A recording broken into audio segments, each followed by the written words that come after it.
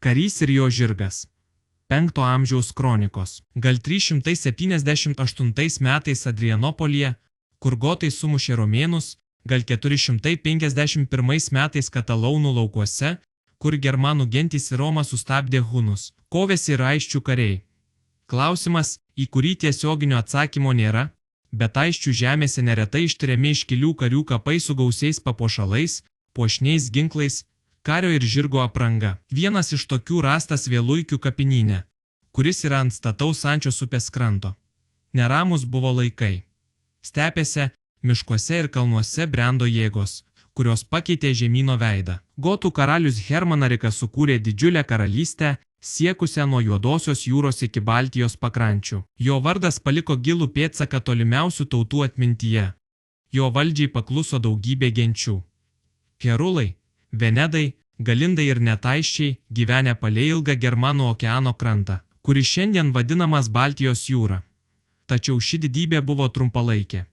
Apie 370 metus iš rytų įsiveržę hunai sudrebino Gotų imperiją. Prasidėjo didysis tautų kraustimasis, byrėjo Romos imperija.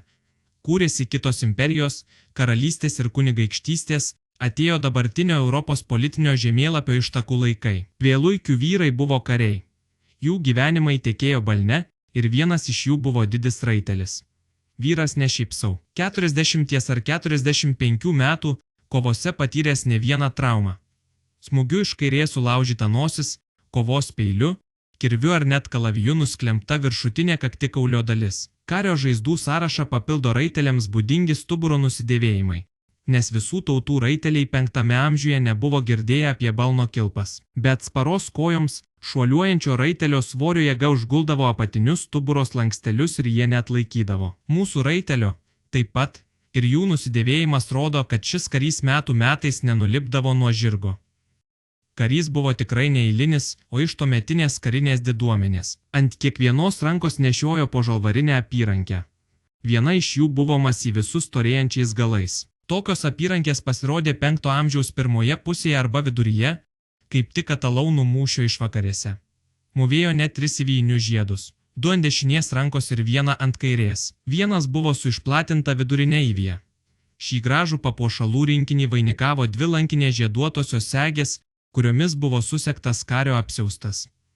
Įspūdingas kario raitelio rinkinys. Karklo lapą primenanti geležinė ieties plunksna, kovos kirvis ir kovos peilis su jam prilaikyti skirta dailiausio odine perpetė. Ji išdabinta vario kniedėmis su vario plokštelėmis, kurios padengtos sidabru su smulkiausio darbo intarpais.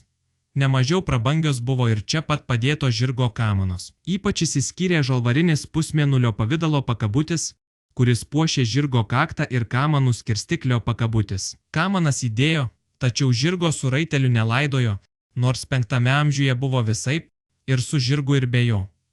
Aisčiai buvo Europos pasaulio dalis. Jie kalė ginklus, išmanė karybą, valdė žirgus, turėjo savas karo meno tradicijas. Vėluikių kapai yra vienas iš pavyzdžių apie aisčių pasaulio karinę galią ir jų raitelių galimybės dalyvauti tolimiausiuose kariniuose žygiuose. Galbūt jų gyvenimus ir likimus nulėmė tie patys didieji mūšiai, kuriuose sprendėsi 5 ir vėlesnių amžių Europos ateitis.